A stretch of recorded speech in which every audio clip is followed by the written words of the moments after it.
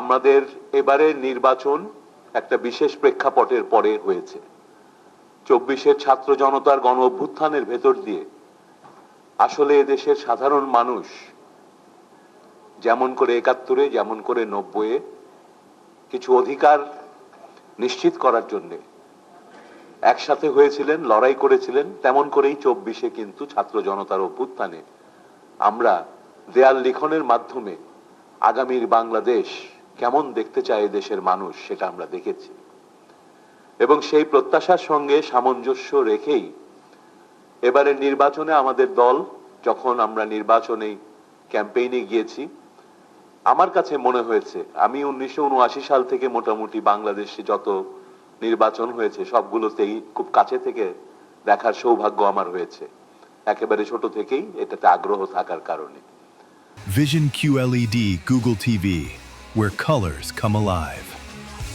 তো এইবার আমরা যেভাবে নির্বাচনে অংশ নিয়েছি, যে নির্বাচনী ইশতেহার নিয়ে এসেছি, এবং যেহেতু আমি হেলথ সেক্টর ব্যাকগ্রাউন্ডের, আমি এই প্রক্রিয়াটি গভীরভাবে পর্যবেক্ষণ করেছি।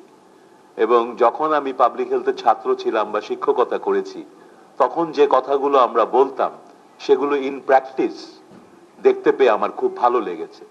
সেটা কি?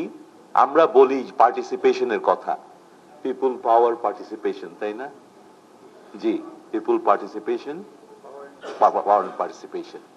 তো এই যে আমরা বলি পার্টিসিপেশনের কথা, এবং আমরা সব সময় বলি যে কোনো পরিকল্পনায় বাস্তবায়নের সময় কাজ করবে না যদি একেবারে প্ল্যানিং স্টেজ থেকে আমরা সবাইকে পার্টিসিপেট করাইতে না পারি।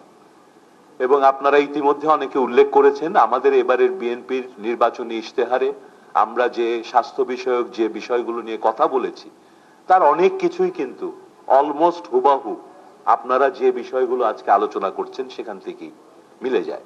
এই মিলে যাওয়ার কারণ তো কোনো দৈব ঘটনা নয়।